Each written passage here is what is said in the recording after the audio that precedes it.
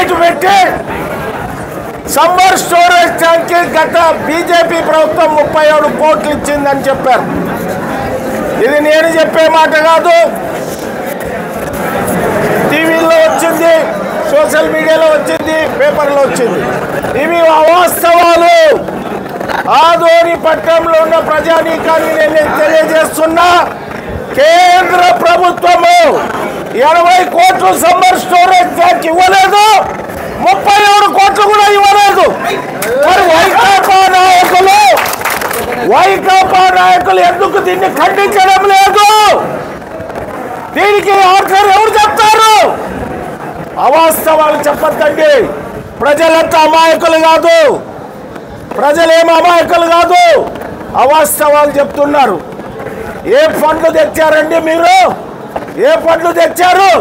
మేము మిమ్మల్ని పొగిడాం, మమ్మల్ని విమర్శించుకొని మిమ్మల్ని పొగిడాం. ఈయన గెలిస్తే కేంద్రం నుంచి నిధులు తెచ్చి మన నియోజకవర్గం అభివృద్ధి చేస్తారని 13 నియోజకవర్గాల్లో ఉన్న తెలుగుదేశం ఎమ్మెల్యేలు గెలిచినా ఈ సౌకర్యం ఎవరికి లేదని ఈయన గురించి పొగిడాం మేము. కానీ ఈరోజు మా కార్యకర్తలు మేమంతా ఒక అవగాహనగా మాట్లాడుకున్నాం.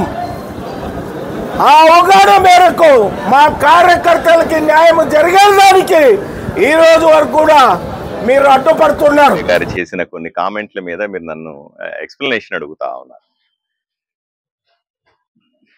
ఈరోజు ఆదోనిలో కూటమి ప్రభుత్వం గెలిచింది. నా తెలుగుదేశం, నా జనసేన, నా భారతీయ జనతా పార్టీ నాయకులందరూ కలిసి ఏకతాటి మీదకు వచ్చి కార్యకర్తలందరూ కూడా అందరూ కలిసి పనిచేస్తేనే వైఎస్ఆర్సీపీ పార్టీ మీద మేము బ్రహ్మాండమైనటువంటి మెజారిటీతో గెలిచినాం. దాంట్లో ఏం అనుమానం లేదు.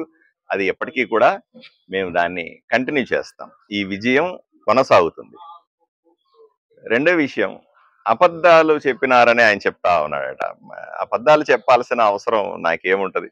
ఏదైతే ఆన్ రికార్డ్ ఉంటుందో దాన్నే మాట్లాడతాను. ఆన్ రికార్డ్గా ఆయనకు కూడా నేను కలిసి ఎక్స్ప్లెయిన్ చేస్తాను, ఏది నిజం ఏది కాదు అని ఎక్స్ప్లెయిన్ చేస్తాను. అంతే తప్ప ఆయన్ని మనం ఇంకా అబద్ధాలు చెప్పాల్సిన అవసరం నాకెందుకు ఉంటుంది? నేను ఎమ్మెల్యేని, నేను మాట్లాడే ప్రతి ఒక్క మాట కూడా రికార్డ్ అవుతుంది. సో ఆన్ రికార్డే మాట్లాడతాను. ఆఫ్ ది రికార్డ్ ఒకటి మాట్లాడడం అట్లాంటివి ఏమి ఉండదు.